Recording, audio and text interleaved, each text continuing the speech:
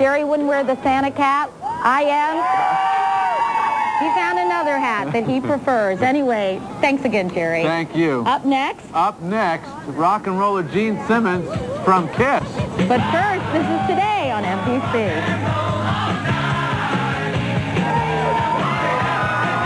After 30 years, the rock band Kiss is still on the scene. At one time considered the biggest rock and roll band in the world, Kiss is known for their outrageous makeup and dynamic stage show as much as they are for hits like Rock and Roll All Night.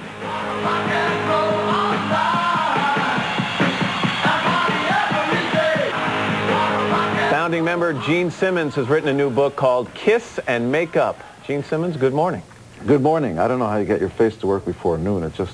I admire that. Your face is working fine, and I like the fact that when we put that tape up of Rock and Roll All Night, you were watching it, and it brought a smile instantly to your face. I'm impressed. I mean, here's a band that is not afraid of making a complete spectacle out of themselves, and I think, damn right, somebody should. And did it successfully for a lot of years. I'm going to start at a weird place, Gene. The last line in the book, okay? Do you remember it? Yes, and to America and its people, I get choked up when I do this. Thank you for making a poor little immigrant boy's dreams come true.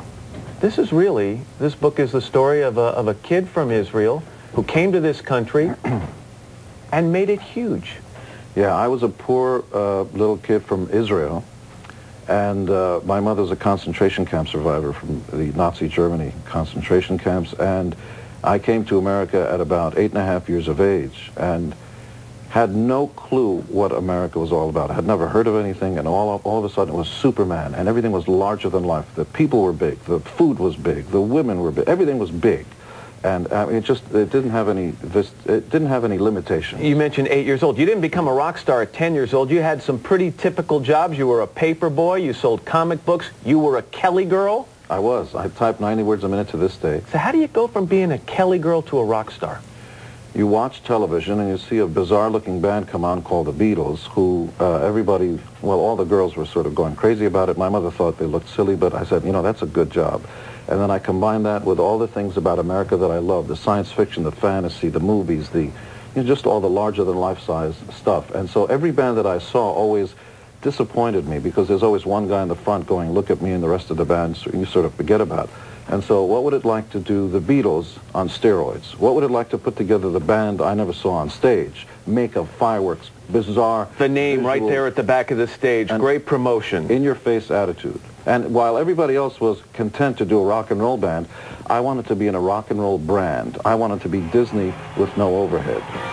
You talk pretty honestly in the book. Your version of drugs and alcohol, basically women. Well, I think it's yours too, but you play the game much nicer than I do. But you did not get involved really in the drugs and alcohol that a lot of other rock stars did. You did have some fun with women. Let me read you some. You do. I'm sorry. I didn't mean to say that you're done. Let me read you something you wrote about your relationships with women. When you have a serious girlfriend or wife, life is full of commands. Sit, stay, roll over. I didn't want to learn new tricks. I wanted to grow up to be an old dog and lift my leg and pee anywhere I chose. I think that's a fair assessment of the animal known as male. Still doing it? You have to. You either do it or you lose it. It's bizarre. I have this bizarre notion about marriage that perhaps it's obsolete. I do think that romance is beautiful, but the notion that men and women are allowed to torture each other in the name of an institution, which, by the way, sounds like a nut house. You have to be committed to it and all this other stuff. I reject the entire notion. I want to live my life my way. I do not want to live my life in a paint-by-numbers system. This is what you're supposed to do. You said about marriage, who invented this system? The devil? Yeah, I think it's wrong, because if you get divorced, you pay your wife 50% of gross pre-tax dollars, more than the United States government, which incidentally gives you nuclear armed forces, a social security system, and on and on. We could talk about 1,000 different things here, and all of them interesting. Let me ask you a crazy question. Story is that your tongue, you can stick it out so far because you're missing a piece of your mouth that holds everyone else's tongue in. No, it's not true, but you don't want to see it this early in the morning. Everybody in the studio went, yeah, we do. It's a force of nature. The book is called Kiss and Makeup. Gene Simmons, fascinating life, fascinating stories, and I know there are a lot of people here in the studio who are just thrilled to meet you. Thank you. It's a pleasure. And we're back in a moment. This is Today on NBC.